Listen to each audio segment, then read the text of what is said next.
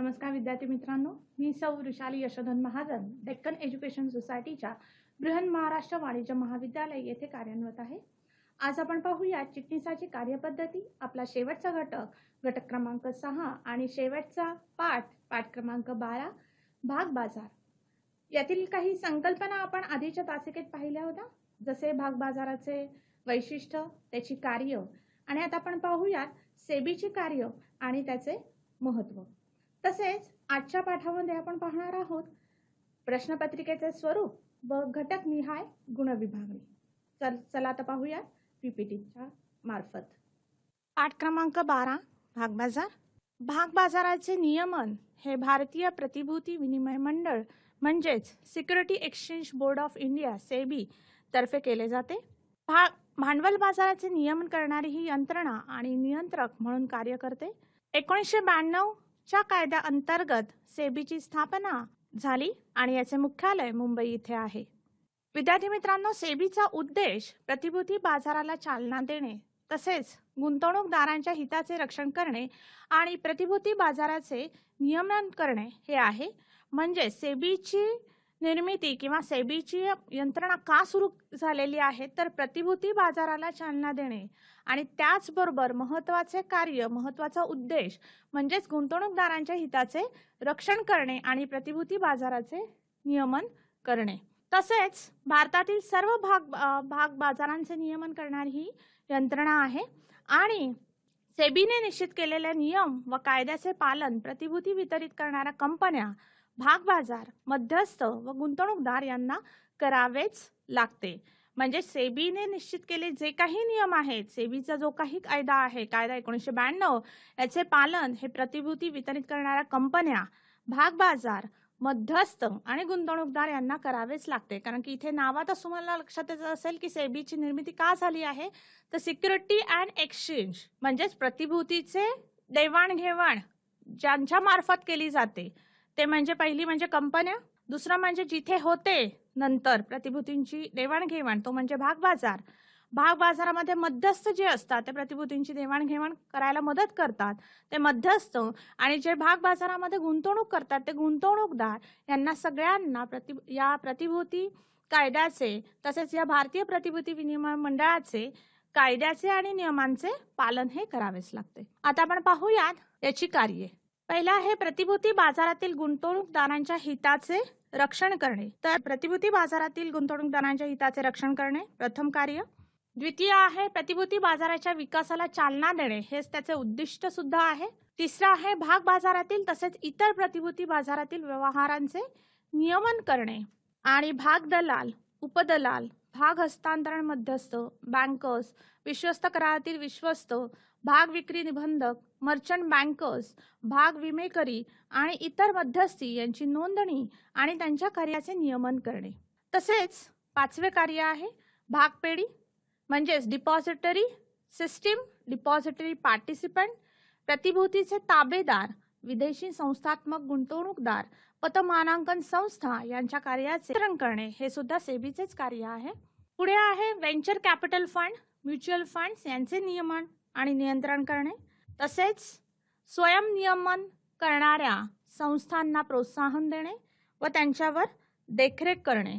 प्रतिभूती बाजारातील गैरव्यापारी व भ्रष्ट प्रथांना आळा घालणे हे खूप महत्त्वाचं सेबीचं कार्य आहे. विद्यार्थी मित्रांनो, की प्रतिभूती बाजारातील गैरव्यापारी आणि भ्रष्ट प्रथांना आळा घालणे. आणि पुढील आहे प्रतिभूती बाजारातील गुंतवणूकदार, मध्यस्थ यांच्या प्रशिक्षणास प्रोत्साहन देणे. त्यांचं प्रशिक्षण फार महत्त्वाचं आहे, ज्यायोगे त्यांना वेगवेगळी माहिती, नवीन माहिती, अपडेटेड माहिती त्यांना मिळू शकते. म्हणूनच त्यांचं प्रशिक्षणास प्रोत्साहन देणे हे पण सेबीचं महत्त्वाचं कार्य आहे. आणि तसेच शेवटचं आहे इनसायडर ट्रेडिंगची पद्धत प्रतिपादित करणे. इनसायडर ट्रेडिंग जे होतं त्याची पद्धत ही प्रतिपादित करणे हे सुद्धा महत्त्वाचं कार्य सेबीतर्फे केले जाते. विद्यार्थी मित्रांनो, इथेच आपला पूर्ण अभ्यासक्रम इथेच आपण संपवत आहोत. मला नक्कीच वाटत आहे की तुम्हाला सगळं साधारणतः व्यवस्थित कळलेलं आहे आणि त्याच्याप्रमाणे तुम्ही सराव करू शकता. आता आपण बघूयात की यावर्षी तुम्हाला माहितीच असेल की कोविड-19 हा जागतिक महामारीमुळे आपल्या यावर्षीचा अकॅडमिक इयर 2020-21 या अभ्यासक्रमातील काही या वर्षीच्या अभ्यासक्रमातील काही पाठ म्हणजे 25% भाग हा वगळण्यात आलेला आहे आणि तो स्वयं अध्ययनासाठी मुलांसाठी ठेवलेला आहे। तर विद्यार्थी मित्रांनो, आता आपण बघूयात काही वगळण्यात आलेला आशय, तपशील आणि त्याचं तुम्ही स्वयं अध्ययन करायचं आहे। या घटकावर किंवा या आशयावर कुठलाही प्रश्न हा प्रश्नपत्रिकेत बोर्डाच्या येणार नाहीये, पण याचे स्वयं अध्ययन तुम्ही जरूर करावे। प्रथम आहे घटक क्रमांक 1, प्रकरण क्रमांक 1, संस्थात्मक वित्त व्यवस्थापनाची ओळख, पृष्ठ क्रमांक 7.8। तुमच्या पुस्तकात जो पानाचा तुमचा क्रमांक आहे तो सुद्धा इथे नमूद केलेला आहे, पृष्ठ क्रमांक 7.8, कॉलम 1.4। वगळण्यात आलेला आशय भांडवल संरचना आणि तो आहे स्वयं अध्ययनासाठी। हे सगळे जे आशय आपण आता बघणार आहोत ते सगळे स्वयं अध्ययनासाठी आहेत। दुसरा आहे संस्थात्मक वित्त व्यवस्थापनाचे स्त्रोत, प्रकरण क्रमांक 2, पृष्ठ क्रमांक 20, कॉलम 2.1.2, संचयी मिळकती निश्चित करणारे घटक हा पण स्वयं अध्ययनासाठी आहे। तिसरा आहे संस्थात्मक वित्त व्यवस्थापनाचे स्त्रोत, प्रकरण क्रमांक 2, त्याच प्रकरणामधलं 26 आणि 27 पान क्रमांक 2.2.6, वित्त संस्थेची कर्जे, हे सुद्धा स्वयं अध्ययनासाठी।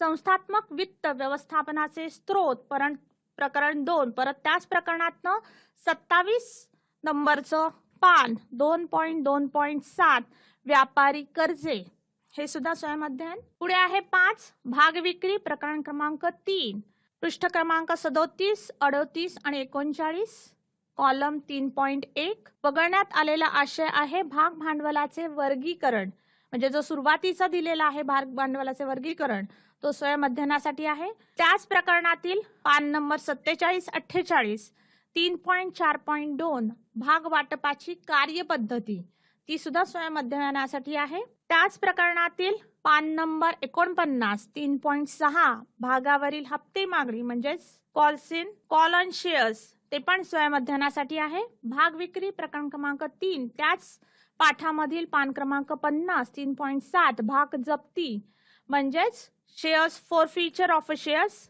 ते पण स्वयं अध्ययनासाठी आहे, सेल्फ स्टडीसाठी आहे। भाग विक्री, प्रकरण क्रमांक 3, त्याच पाठामधील त्याच पानावर 50 पानावर 3.8, भाग समर्पण म्हणजेच सरेंडर ऑफ शेअर्स, ते पण स्वयं अध्ययनासाठी आहे। पुढे आहे कर्जरोखे, प्रकरण क्रमांक 4, पृष्ठ क्रमांक 69, 4.3। वगळण्यात आलेला आशय आहे कर्जरोखे विश्वस्त, म्हणजेच या धड्यातला सर्वात शेवटचा भाग विद्यार्थी मित्रांनो जो कर्जरोखे विश्वस्त म्हणून दिलेला आहे तो पूर्ण भाग, तो कर्जरोख्याचा विश्वासाचा भाग वगळण्यात आला आहे, तो स्वयं अध्ययनासाठी आहे। पुढील प्रकरण आहे ठेवी, प्रकरण क्रमांक 5, पृष्ठ क्रमांक 80 आणि 81, 5.3, जनतेकडून ठेवी स्वीकारण्याची कार्यपद्धती, स्वयं अध्ययनासाठी। आणि त्याच्याच पुढचं जे पान आहे 81, 5.4, सभासदांकडून ठेवी स्वीकारण्याची कार्यपद्धती, म्हणजेच या दोन्ही कार्यपद्धती ज्या दिलेल्या आहेत आपल्या पाठामध्ये, ठेवीच्या पाठामध्ये जनतेकडून आणि सभासदांकडून कार्यपद्धती जी दिलेली आहे ते दोन्हीही कार्यपद्धती वगळण्यात आलेल्या आहेत, पण तुम्ही त्याचं अध्ययन करू शकता नक्कीच।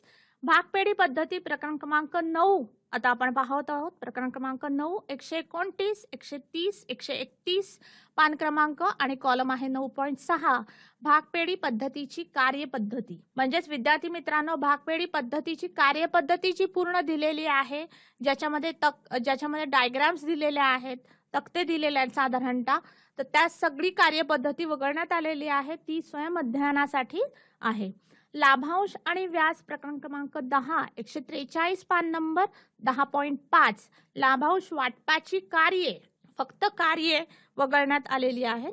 वित्तीय बाजार, प्रकरण क्रमांक 11, 155 आणि 156 पान नंबर, कॉलम 11.3.1, नाणे बाजारातील महत्वाचे भागीदार, स्वयं अध्ययन।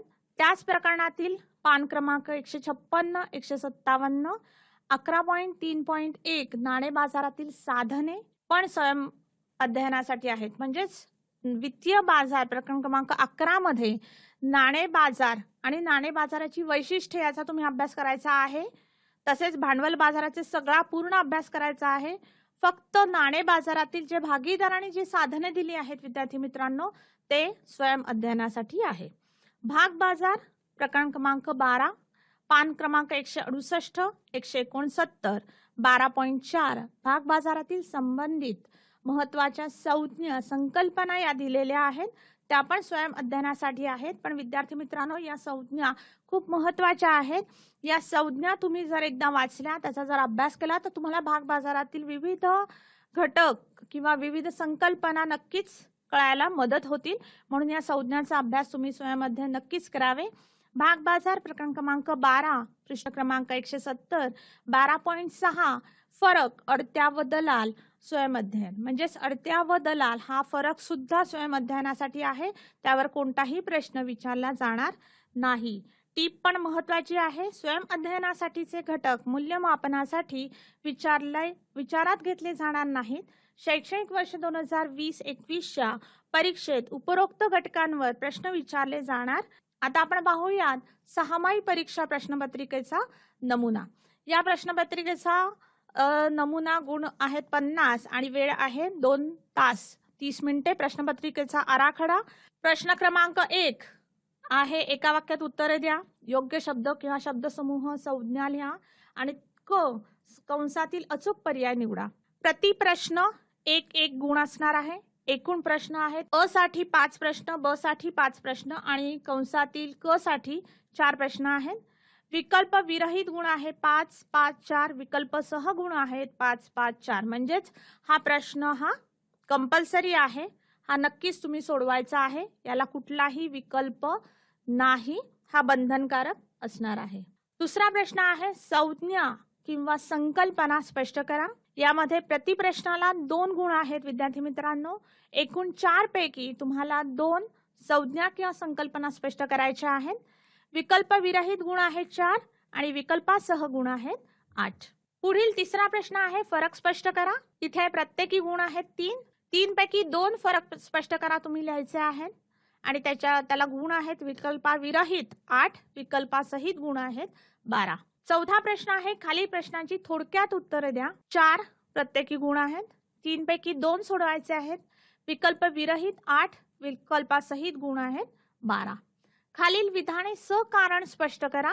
म्हणजेच इथे 2 विधाने 2 गुण प्रत्येकी आहेत. म्हणजेच 3 पैकी 2 लिहायचे. विद्यार्थी मित्रांनो इथे प्रिंटिंग मिस्टेक आहे. तर इथे खालील विधाने सकारण स्पष्ट करा. इथे 4 गुण आहेत आणि 3 पैकी 2 सोडवायचे आहेत. इथे आहेत 8 गुण. म्हणजे 4 मार्काला 4 गुणांना 1 प्रश्न आहे. ही प्रिंटिंग मिस्टेक आहे.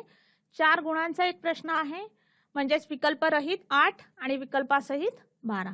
खालील प्रश्नांची उत्तरे द्या. दीर्घोत्तरी प्रश्न आहे 3 गुण 2 पैकी 1 सोडवायचा आहे. 8 गुणांचा हा प्रश्न आहे. मोठा प्रश्न आहे आणि इथे विकल्प सहित गुण आहेत 16. इथे पण या प्रश्नाला 8 गुण आहेत. इथे पण प्रिंटिंग मिस्टेक आहे. 3 गुण दिलेले आहेत पण 3 नसणार आहेत. ते 8 गुण असणार आहेत. एकूण प्रश्नपत्रिकेचे स्वरूप बघितले तर तुम्हाला 50 मार्काची ही प्रश्नपत्रिका असणार आहे. 50 मार्काची प्रश्नपत्रिका सोडवायची आहे आणि टोटल एक स्वरूप बघितले तर 74 मार्काची ही प्रश्नपत्रिका असणार आहे. पुढे आपण बघणार आहोत उपयोजनावर आधारित चाचणी प्रश्नपत्रिका नमुना. विद्यार्थी मित्रांनो मागील वर्षापर्यंत आपण प्रोजेक्ट्स घेत होतो 20 मार्काचे. या वर्षीपासून आपण प्रोजेक्टच्या ऐवजी ही चाचणी परीक्षा घेणार आहोत बोर्डाच्या नियमाप्रमाणे. त्यामध्ये वेगवेगळ्या घटकांवर चाचणीची परीक्षा ही अवलंबून असणार आहे. तर आपण बघूयात प्रश्न क्रमांक 1. खालील वाक्यातील अधोरेखित शब्द दुरुस्त करून वाक्य पुन्हा लिहा. गुण आहेत 4. दुसरा आहे खालील विधाने पूर्ण करा. गुण आहेत 4. 3 गटात न बसणारा शब्द शोधा किंवा योग्य क्रम लावा. गुण आहेत 3. आणि चौथा प्रश्न आहे खालील घटना किंवा परिस्थितीचा अभ्यास करून आपले मत लिहा. 3 पैकी 4 इथे घटना 4 दिलेल्या असणार आहेत आणि 4 पैकी 3 घटनांचा तुम्ही अभ्यास करून कोणत्याही 3 घटनांचा अभ्यास करून तुम्ही आपले मत लिहायचे आहे. त्याला एकूण गुण आहेत 9. म्हणजेच प्रत्येक घटनेला किंवा परिस्थितीला साधारणतः 3 गुण असणार आहेत आणि असे एकूण गुण या चाचणी प्रश्नपत्रिकेचे असणार आहेत 20. आता आपण बघूया आपला 80 मार्काची प्रश्नपत्रिका. प्रश्न क्रमांक 1. खाली दिलेल्या उपप्रश्नांपैकी कोणतेही 4 उपप्रश्न विचारले जातील. विद्यार्थी मित्रांनो, यावर्षी तुम्ही जर पाठ्यपुस्तक आपण नक्कीच तुम्ही बघितलं असेल, आपला स्वाध्याय बघितला असेल आणि तिथे तुम्ही बघितलं असेल की वेगवेगळे उपप्रश्न हे दिलेले आहेत आणि या उपप्रश्नांपैकी कुठलेही 4 उपप्रश्न हे आपल्या बोर्डाच्या प्रश्नपत्रिकेत विचारले जाऊ शकतात। ते कोणते आहेत? साधारणतः रिकामी जागे, योग्य पर्याय निवडून विधाने पुन्हा लिहा, जोड्या जुळवा, योग्य शब्द किंवा शब्द समूह संज्ञा लिहा, बरोबर की चूक ते लिहा, गटात न बसणारा शब्द शोधा, खालील विधाने पूर्ण करा, कंसातील अचूक पर्याय निवडा, एका वाक्यात उत्तरे लिहा किंवा खालील वाक्यातील अधोरेखित शब्द दुरुस्त करून वाक्य पुन्हा लिहा किंवा योग्य क्रम लावा। या प्रत्येक उपप्रश्नाला, प्रत्येक वाक्याला एक प्रश्न आहे, प्रत्येक सेंटेन्सला, प्रत्येक स्टेटमेंटला एक प्रश्न, एक गुण आहे आणि एकूण 5 प्रश्न या प्रत्येक उपप्रश्नापैकी विचारले जाणार आहेत। म्हणजेच अ ब क ड येऊ शकतं, ब क ड ई काहीही कुठलेही ऑप्शन्स इथे येऊ शकणार आहेत आणि इथे विद्यार्थी मित्रांनो फक्त उत्तर न लिहिता तुम्ही याची जी वाक्य लिहिलेली असणार आहेत, रिकामा जागी योग्य पर्याय निवडून विधाने पूर्ण लिहा, तर ते पूर्ण विधान तुम्हाला लिहिणं अपेक्षित आहे। त्यामुळे ते पूर्ण विधान लिहायचं आहे। तसंच जोड्या जुळवामध्ये सुद्धा नंबर्स लिहायचे नाहीयेत। अ गट आणि ब गट दिलेले असतात, अ गट पूर्ण लिहायचा आहे, त्याच्यासमोर ब गटातला जो योग्य पर्याय आहे तो सुद्धा त्याच्यासमोर लिहायचा आहे।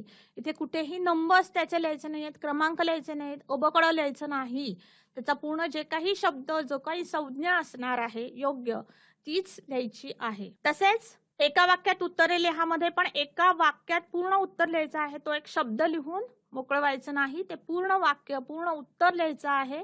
तसेच खालील वाक्यातील अधोरेखित शब्द दुरुस्त करून वाक्य पुन्हा लिहा, असं लिहिलेलीच आहे सूचना, वाक्य पुन्हा लिहा। त्यामुळे ते वाक्य सुद्धा तिथे तुम्ही पुन्हा लिहायचं आहे, पूर्ण वाक्य, अधोरेखित वाक्य शब्द दुरुस्त करायचे आणि त्याचे वाक्य ते पुन्हा लिहायचं आहे। योग्य क्रम लावा मध्ये सुद्धा विद्यार्थी मित्रांनो तुम्ही पूर्ण योग्य क्रम तो लावायचा आहे आणि योग्य क्रम कसा लावलेला आहे तो लिहायचा आहे।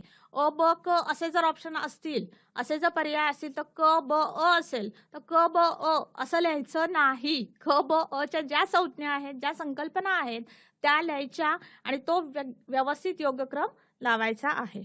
पुढे आहे दुसरा प्रश्न, खालील संज्ञा किंवा संकल्पना स्पष्ट करा। प्रत्येकी 2 मार्काला संज्ञा किंवा संकल्पना असणार आहेत।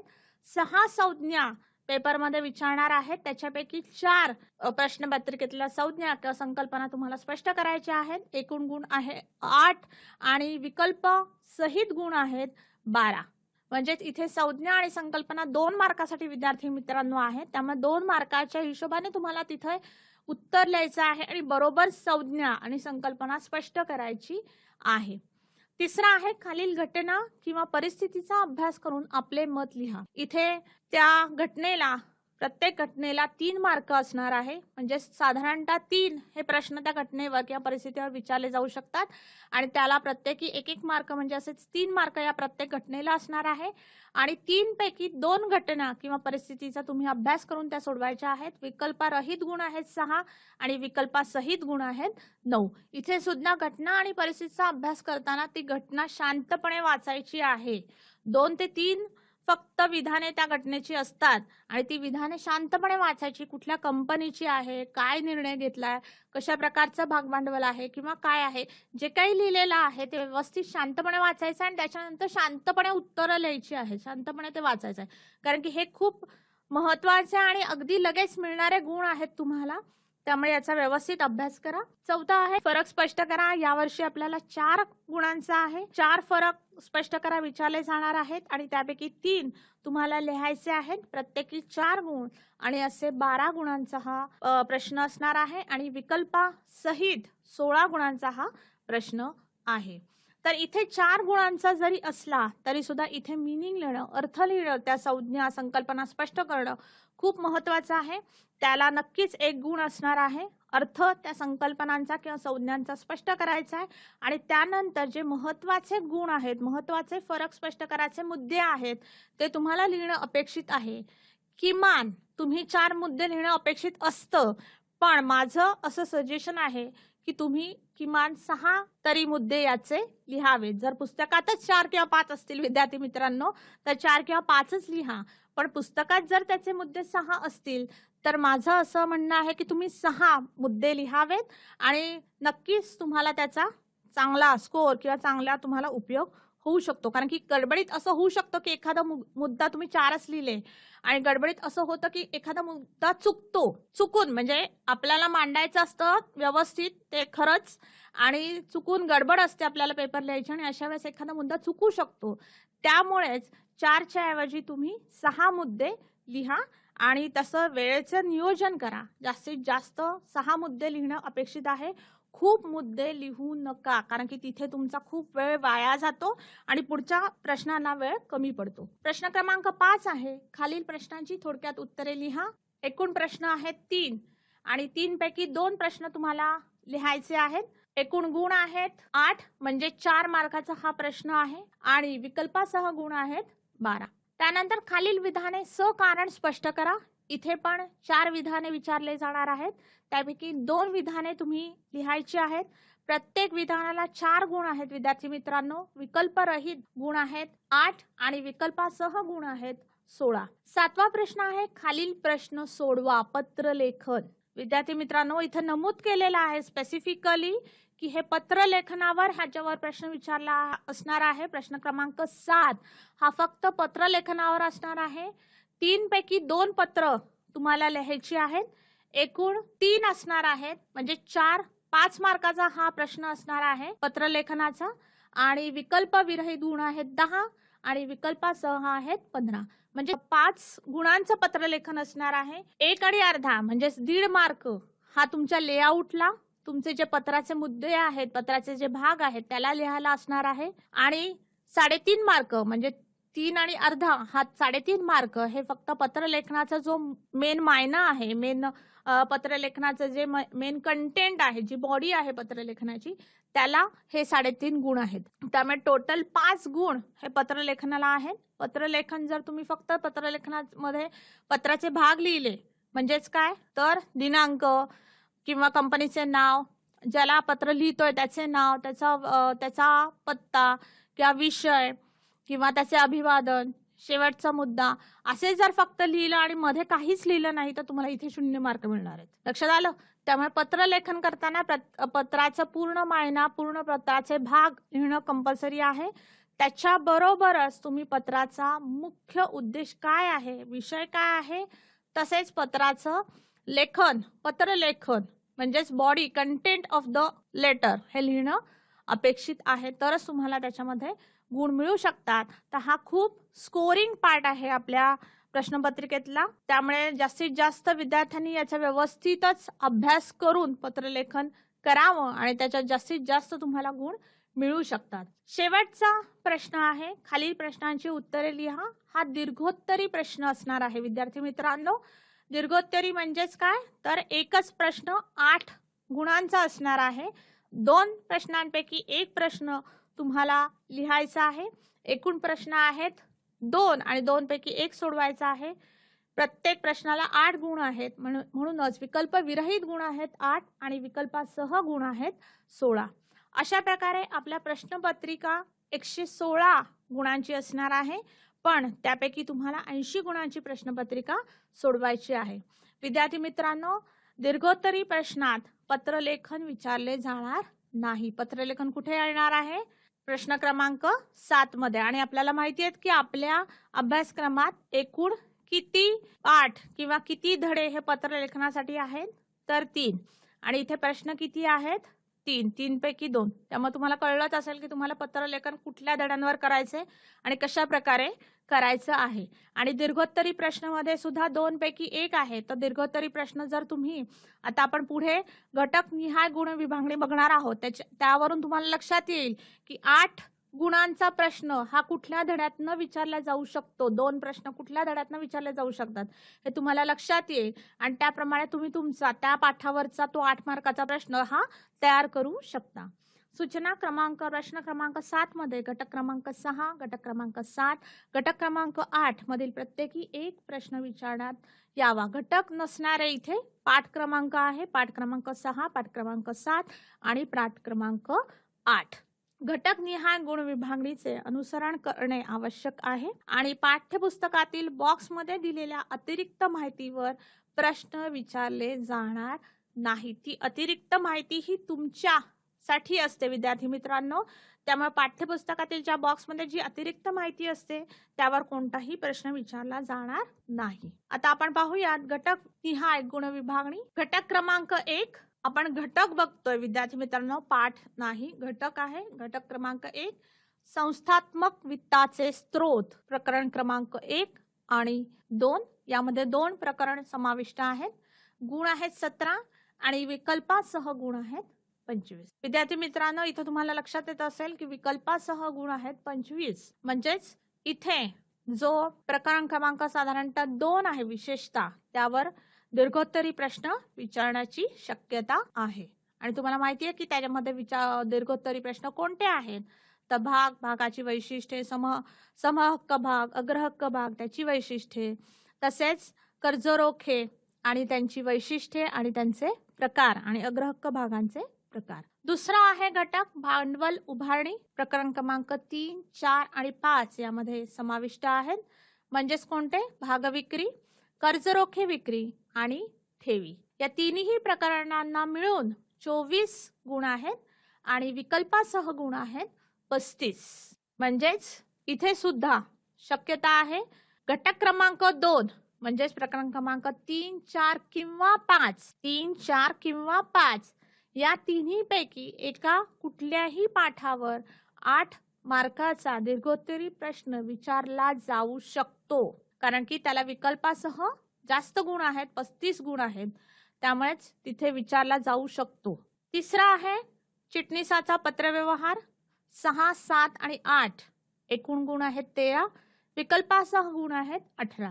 विद्यार्थी मित्रांनो, आता जो आपण प्रश्नपत्रिकेचा नमुना बघितला तिथे आपण बघितलं की प्रश्न क्रमांक 7 जो होता तिथे पत्रलेखन होतं आणि या पत्रलेखनावर आपण टीप पण पाहिली की 6, 7 आणि 8 प्रकरणावरच प्रश्न येणार आहेत.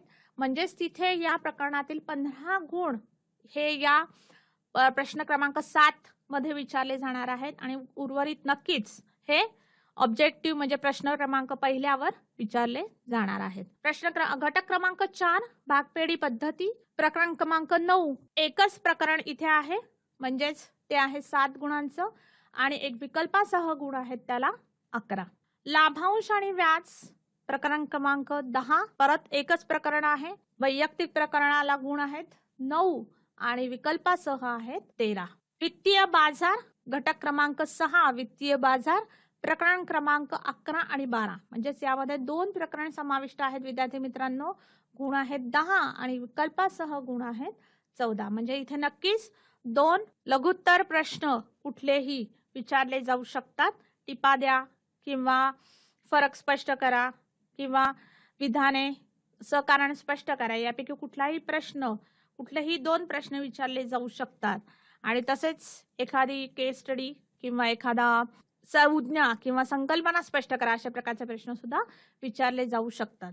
तर असं एकूण आपले घटकनिहाय गुण विभागणी आहे 80 आणि आपण जसं प्रश्नपत्रिकेचे स्वरूप बघितले 116 तशाच प्रमाणे घटकनिहाय गुण विभागणी आहे. म्हणजेच 116 पैकी 80 गुणांचा पेपर तुम्हाला सोडवायचा आहे. विद्यार्थी मित्रांनो, आता आपण पाहिले पाठ क्रमांक 12 भाग बाजार. यामध्ये आपण सेबीची कार्ये तसेच तिचे महत्त्व पाहिले. तसेच आपण कोविड-19 या जागतिक महामारीमुळे या वर्षीच्या अभ्यासक्रमातून वगळण्यात आलेला सिलेबस पाहिला. तसेच आपण घटकनिहाय गुण विभागणी सुद्धा पाहिली आणि प्रश्नपत्रिकेचे स्वरूप हे सुद्धा अभ्यासले आहे. मला नक्कीच आशा आहे की आपल्या अभ्यासक्रमाचा तुम्ही व्यवस्थित सराव कराल आणि प्रश्नपत्रिका, बोर्डाची प्रश्नपत्रिका ही व्यवस्थित सोडवाल. वेळेचे नियोजन करण्यासाठी आधीच्या काही प्रश्नपत्रिका बाजारात उपलब्ध आहेत, तसेच आपल्या वेबसाईटवर उपलब्ध आहेत. त्याचा तुम्ही नक्कीच जरूर सराव करा आणि अभ्यास करा. स्वस्थ राहा, घरी राहा, कुठलेही टेन्शन न घेता परीक्षेला सामोरे जा. ही काही शेवटची परीक्षा नसणार आहे, त्यामुळे शांतपणे उत्साहाने ही परीक्षा द्या. धन्यवाद. All the best.